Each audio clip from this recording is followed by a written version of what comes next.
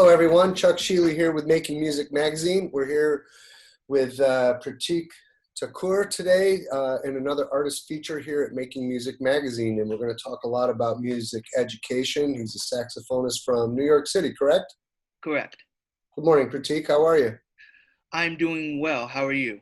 Very well, thank you. I'm glad you're here with us today. So let's see. As a music teacher, music teachers face a lot of challenges, but it seems like you have just a little extra challenge in your teaching method. Can you elaborate on that with us a little bit, please? Yes, I would love to. So at a young age, I was diagnosed with impaired hearing in both of my ears. It wasn't diagnosed until like elementary school. And then I didn't get my first pair of hearing aids until I was finishing up elementary school. A lot of common things that had to change, of course, for when a student has impaired hearing was like they sit up close to the desk. They get to ask follow-up questions with the teacher, and they also the teacher will sometimes wear what we call FM system, which basically is the microphone for the teacher, and it transmits to the student's hearing aids. It was very difficult to be able to process at a young age of impaired hearing, because it had to do with a lot of self-esteem issues that students deal with when becoming a bit. Because even today, like scholars and students have trouble like asking for help. It is a very tough thing for kids to do, to ask for help. But pretty much I was able to get over that hurdle with the support of my family. And then as well as in the music,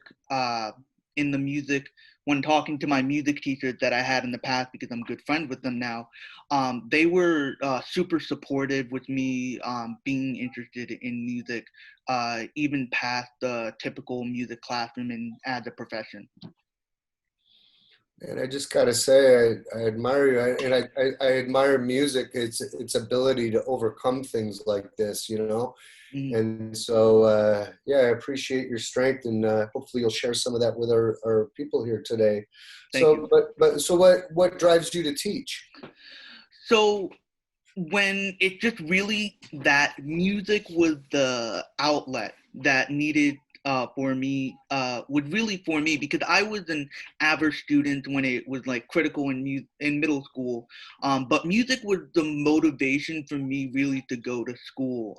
Like a lot of music teachers will say, music was the one class that I would go to, and it worked out perfectly. If I'm going to be going to music class, I might as well go to the rest of the class. So that drives me to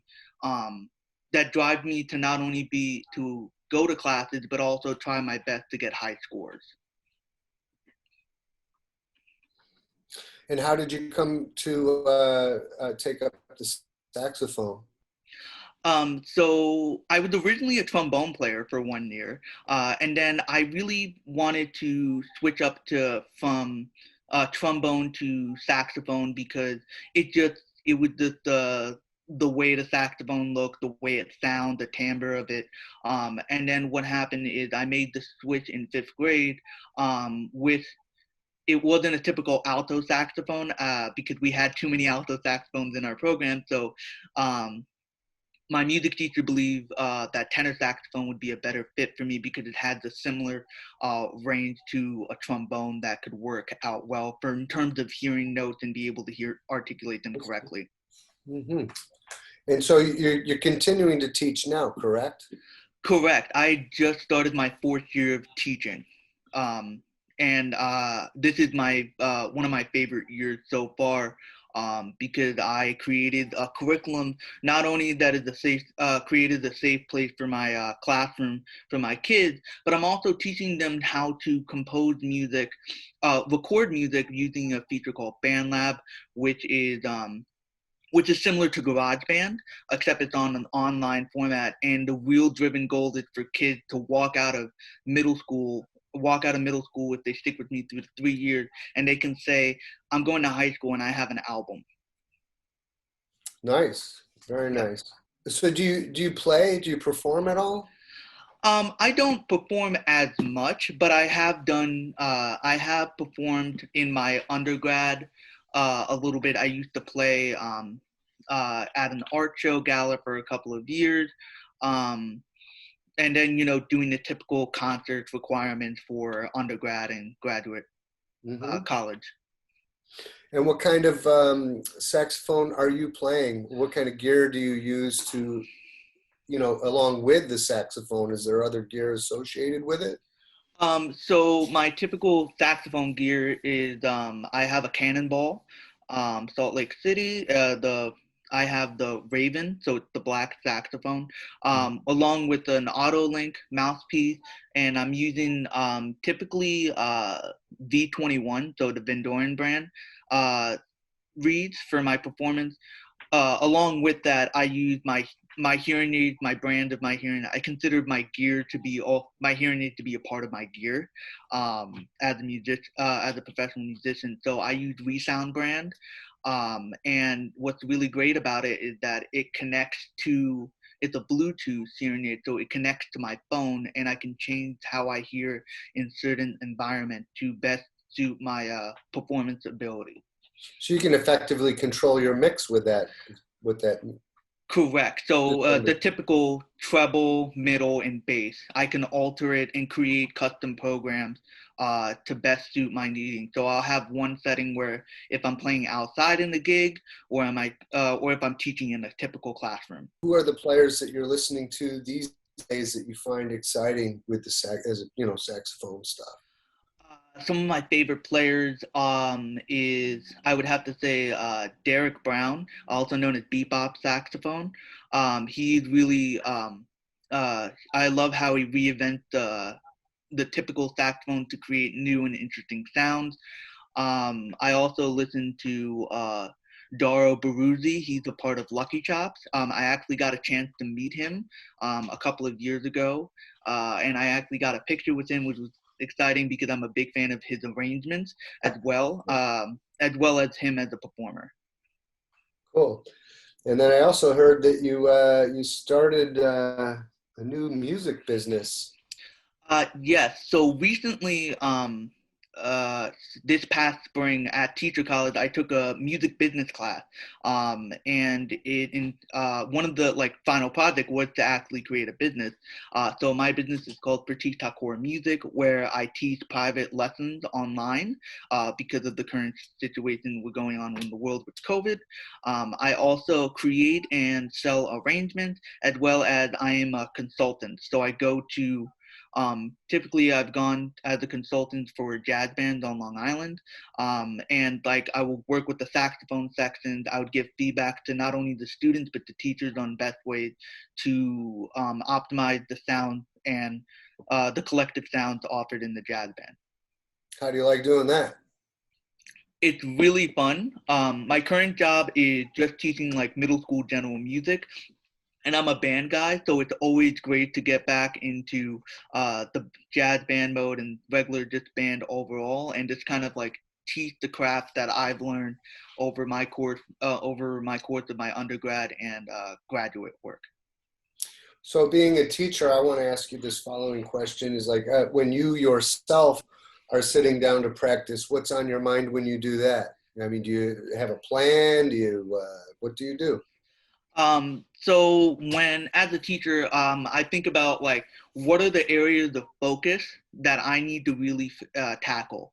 And it also depends. Like as a saxophone player, I know I can practice. Like if I can't practice every day, I practice every other day, and it always try to achieve 2 hours. And I always try to aim for at least three goals. So whether it's improving my sound, if I'm working on a piece of music, like have I able to match am I able to master it in the form of articulation, phrasing, etc. And then finally, just making sure that my music theory chops are still together. So just making sure I can play my scales and still be able to play chords and understand the theoretical side of music.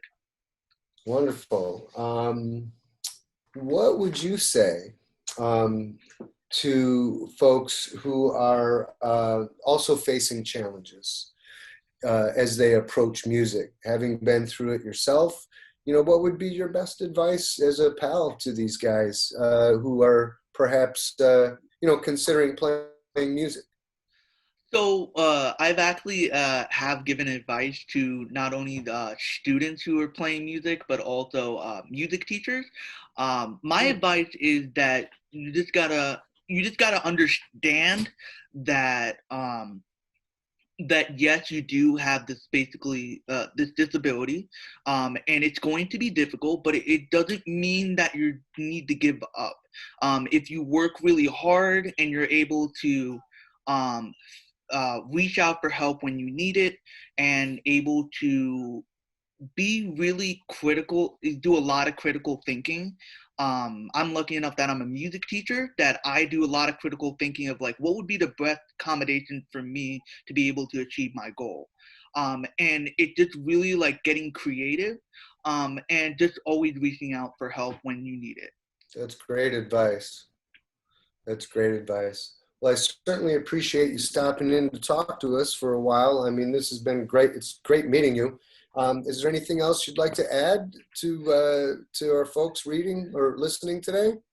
I would like to just my I'm not a part of any educational organization, but there's the reason why I have like excellent hearing aids is because of my doctor, Dr. Kaner and Dr. Levy, who are a part of Brooklyn Audiology Associate, and they personally helped me with my professional hearing experience. So if you're in Brooklyn, I highly recommend you go out and meet them.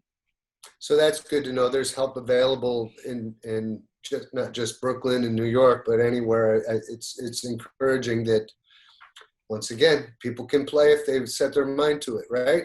Yep. All right. Well, thanks again for visiting with us here at Making Music today. Ladies and gentlemen, Prateek Thakur here visiting us from New York City. Thank you. And if you folks are having a good time, make sure you hit the like button.